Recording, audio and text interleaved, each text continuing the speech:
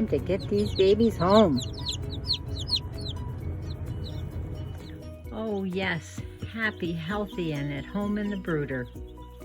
It's been about 6 days since they've hatched, and it looks like they are growing, and they're happy, and they're healthy, and they're eating, and they're drinking.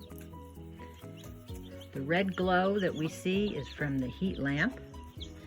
See if I can't. There we go. We'll take that away for just a moment, and we'll let's talk chicken. These little guys had a little bit of a journey to get here. They flew on an airplane from the hatchery,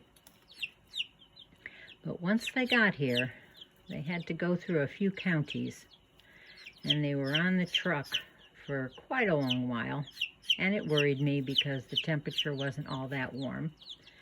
But they are supplied with a heat pack in their box, and so they did get their first drink of water when they got into the brooder, and they all seem to be drinking and eating just fine. So speaking of a brooder, this is my brooder. This is an old watermelon cardboard crate box. You've seen these in the markets that are all full of watermelon. This has lasted me for about 3 years. So we've had about 3 different raisings of poultry in this. I've split it up, I've narrowed it, and then as they get bigger, I will expand it so they have more room. But I only have 8 in here, and so it's a small group this year.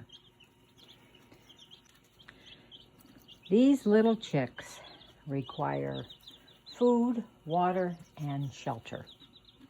And then later on when they go outside, it's important that we provide some protection against predators when they're outside. But right now, they'll be staying in this brooder for perhaps 4 to 6 weeks before they can go out, depending upon the weather and how warm it is. In the brooder, it is about, between 95 degrees. When they first got in, it was about 95 to 100. I can drop it down about 5 degrees every week until the temperatures kind of match the outdoor temperatures. So when you want to get your chicks, and before they even come and before you're even thinking about it, you need to set up the brooder. There are pine shavings in the bottom of this right now. When they first got in here, I just had paper toweling. They're so little, they're on wobbly little legs, and the paper towels just help them grip a little bit better. And then after about 3-4 days, I start putting in pine shavings to help with absorbing their poop. So this is their shelter to start. Now the most important thing is water. When you get these chicks and they come to your door, newly hatched, I'm not talking about the ones that you can buy in the Tractor Supply and Country Max and those farm stores. Those chicks are already days old before you get them. But these were just 2-3 days old before I got them, and they had not had any water. They've not had anything to eat at all. When a chick is first hatched, right before hatching, they absorb all of the yolk that was in that egg. And they can live on that for about 2 or 3 days without any food or water. But it's most important to dip their beaks, when you first get them, dip their beaks into the water. I have a waterer here that's filled with a solution, electrolytes and a probiotic solution, just to help them get over all the stress of their journey and the stress it took them to break out of their shell and start their life. I put marbles in the bottom, so it doesn't make it so deep that one doesn't trip and fall and douse itself. And also the marbles kind of promote drinking because they'll peck at those. They're a little sparkly and they're curious. And that promotes drinking water. And here I have their food. Their food is, you can buy a chick starter that it is medicated or non-medicated. I opted for the non-medicated, and I will gradually introduce them to the soil of the environment. It's medicated. What they worry about is a disease. It's a parasitic disease called coccidiosis. My flock has not had that at all, and there are ways of treating it in case you get it, but we won't visit that whole realm of those parasitic diseases in this video. But I chose to use non-medicated. And it's not that it doesn't contain any antibiotics, because it doesn't contain antibiotics.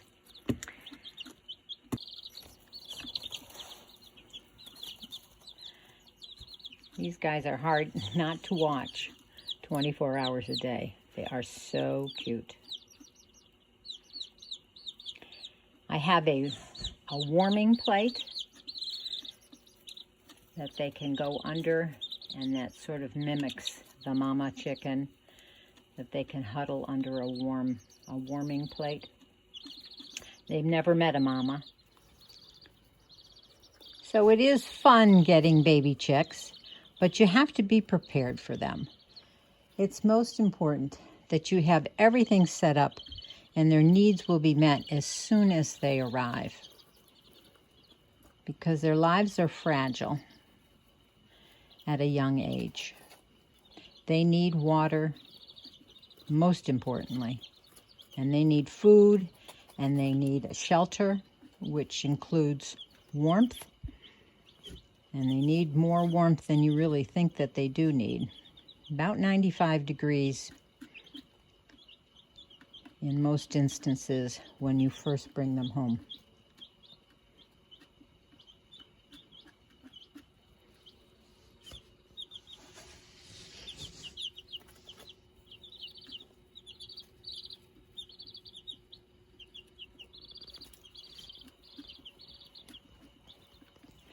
I don't have a top on this brooder quite yet.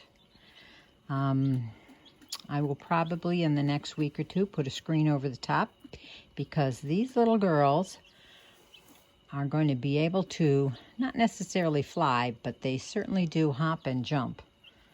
I expect they already jump on top of the warming plate.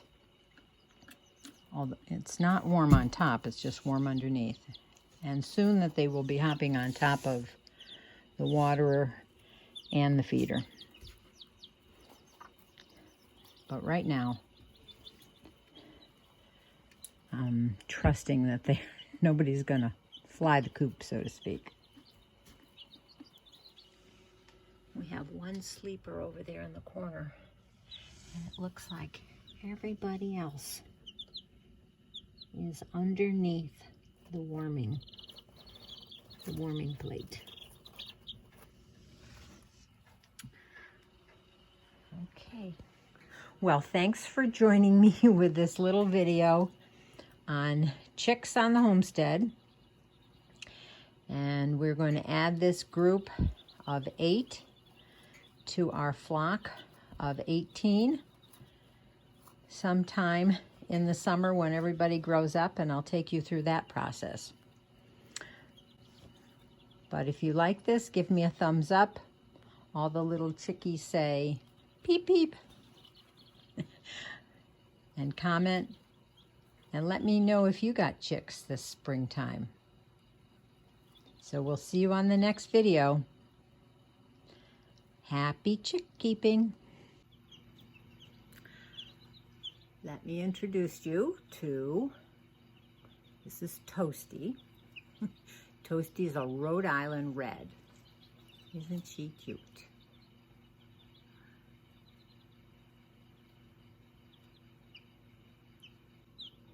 Ready for your close-up? There she is. Isn't she cute? This is a barred rock, and we have 2 of those also.